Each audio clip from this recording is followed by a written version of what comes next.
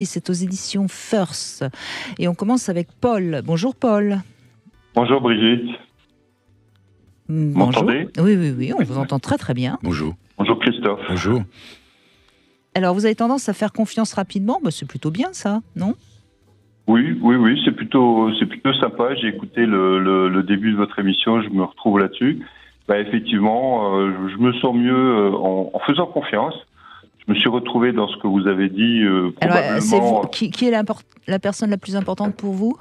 C'est moi. Ah, bravo. Vous avez écouté. Hein. Non, mais j'ai écouté. Mais est-ce que vous auriez, je savais avant. vous auriez répondu ça aussi ? Oui. J'aurais répondu ça. Oui. Ah bon, parfait. Oui. Bravo. Oui, mais c'est quand même. J'ai 60 ans et il m'a fallu pas mal d'années pour le découvrir. Quel bel âge. Oui, c'est vrai. C'est le meilleur âge, je puis dire. Vous avez 60 ans, Christophe, n'est-ce pas ? Jusqu'en juin prochain, c'est le meilleur âge. N'est-ce pas ? Oui, vous avez mis du temps, mais ça, je crois que c'est normal. Hein. Moi, je connais pas beaucoup d'adolescents qui sont sur deux, qui sont bien dans leur peau. Enfin, ça prend un peu de temps quand même pour se construire et être bien avec soi-même. Donc, vous voyez, Christophe, Paul aussi, il dit c'est moi la personne la plus importante. Donc, on est peut-être à 70% de gens qui s'aiment. Si, ok, À 60 ans, concept. Après 60 ans. Hein. Après, oui, effectivement. Bon, donc ceux qui sont jeunes et qui nous écoutent, ne vous inquiétez pas, ça va venir, la confiance en vous et l'amour pour vous. Non, mais plus sérieusement, Paul, donc vous faites confiance rapidement parce que vous acceptez, je suppose, d'être déçu.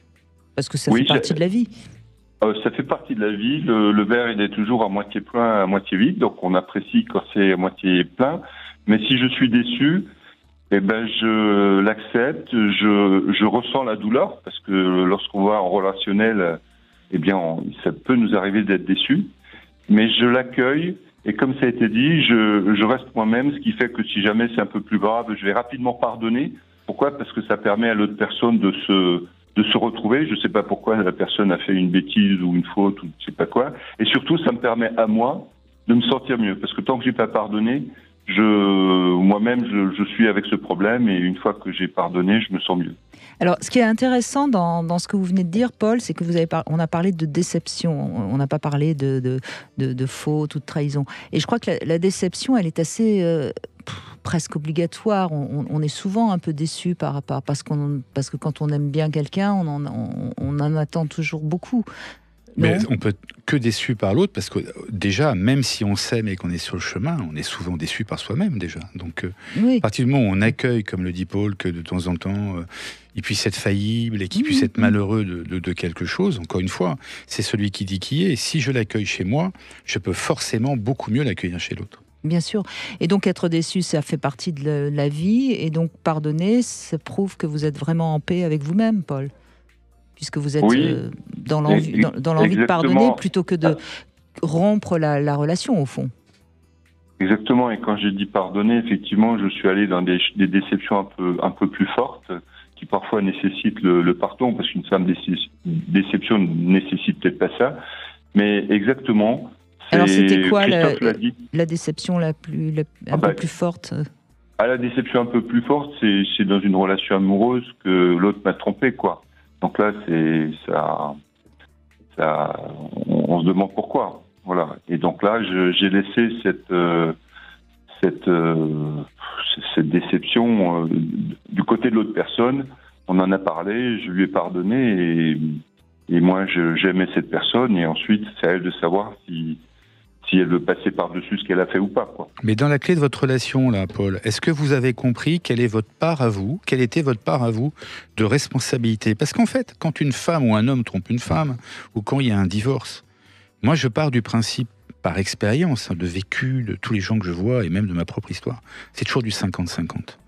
Oh, peut-être pas quand même. Moi je crois que c'est toujours du 50-50, parce que d'abord... Il y a des personnes qui sont plus naturellement infidèles que d'autres, et des personnes plus naturellement fidèles. Enfin. Oui, mais quand vous épousez une femme ou un homme infidèle, Brigitte, je pense... Que vous le saviez. J'ai le droit de me tromper. Oui, vous le savez au départ, il y a des indicateurs. Donc si vous y allez, faut pas tomber de sa chaise en se disant « Waouh !» Effectivement. Donc, Paul, vous, de votre côté, comment vous voyez votre... Alors je vais vous dire, je suis d'accord avec chacun de vous deux sur cette affaire, à savoir A Vous êtes priori, très je suis diplomate, d'accord. Paul, bravo, Non, non, félicitations. non, mais pas seulement, Brigitte, pas seulement. Je vais vous expliquer. Je pense, a priori, comme Christophe, je pars du principe que c'est 50-50, parce que la relation c'est 50-50. Ensuite, je suis un peu d'accord avec vous, Brigitte, parce que dans certaines situations, il y en a un qui peut déraper un peu plus en termes d'intensité que l'autre. Donc c'est pas forcément toujours 50-50 à l'instant T, quoi. Mais sur le principe, je suis d'accord avec Christophe que forcément, je m'interroge sur qu'est-ce qui fait que j'ai accepté ça ou que j'ai en amont rencontré cette personne. Non pas que je savais qu'elle était infidèle, parce que c'était pas une personne a priori infidèle, mais il s'est passé un événement que j'ai appris par hasard, et là ça fait pas plaisir. Et ensuite il s'agit de tout mettre à plat. Oui, des deux côtés. Là je suis d'accord avec Christophe. Maintenant en l'occurrence, il y avait que moi j'ai été ma part à moi, c'est que j'étais follement amoureux, donc j'étais un tout petit peu aveugle et il y a des choses que je voulais pas voir, et puis que l'autre personne est allée un petit peu dans la facilité. Et une fois qu'on rapproche tout ça, on peut rétablir les liens de la relation. On peut mettre la balle au centre. La balle au centre, tout à fait. Non, mais à mon avis, Christophe Bourgois Constantini est très infidèle, et c'est pour ça qu'il dit 50-50, comme ça le déculpabilise. Paul, venez-moi en aide. Oui, mais... Je suis entouré de jolies femmes et je ne sais pas quoi faire. Voilà. Oui, je vous comprends.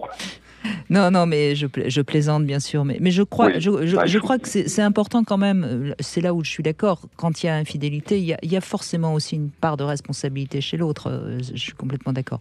Après, est-ce qu'on fait des comptes d'apothicaire au fond Voilà. Mais à chacun, en effet, de se positionner par rapport à soi et non pas de tout mettre sur le dos de l'autre. C'est en ce sens que vous dites 50-50, je suppose. Oui, et je ferai un tout petit point, Paul. Vous n'allez pas peut-être aimer ce que je vais dire là, mais comme on est dans la bienveillance, allez-y, je crois que la posture qui consiste à dire « je lui ai pardonné » n'est pas une posture pour moi qu'il faille faire en pareil cas. Parce que qui êtes-vous pour pardonner ? En fait, si vous êtes déjà dans « j'accorde un pardon », vous êtes déjà dans une dissymétrie de la relation. Vous voyez ce que je veux dire ?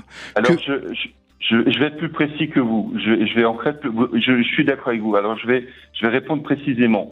Je peux être très précis. Je lui ai pas pardonné. C'est-à-dire que la personne m'a demandé pardon, d'accord ? Donc j'ai accepté la demande de pardon. Et si je veux être encore plus précis, dans ma spiritualité, j'ai demandé au Créateur de lui pardonner parce que je suis pas le Créateur. Vous avez raison. Pardonner à quelqu'un, se mettre dans une position de pouvoir. Et en toute rigueur, alors là je parle pas de religion, mais il y en a qui vont appeler ça Dieu ou la vie. Quelqu'un me demande pardon, j'accepte son geste, voilà, c'est dans ce sens-là que j'ai pardonné, et je demande à la vie de lui pardonner, parce que je n'ai pas le pouvoir. Là, je vous rejoins, je n'ai pas le pouvoir suprême supérieur à l'autre. Là, je suis à 50-50, d'accord avec vous. Donc j'ai pardonné parce qu'on m'a fait une demande que j'ai reçue. Et ensuite, c'est à la vie de pardonner. Mais je ne suis pas Dieu, je ne suis pas le Créateur. Je suis né de la création, mais je suis très content de la vie, mais je n'ai pas ce pouvoir-là. Vous avez raison. Oh, ben moi, j'ai plus rien à dire. Hein. Je vous laisse entre hommes, bravo. Hein. Bravo, Paul. Merci en tout cas, Paul.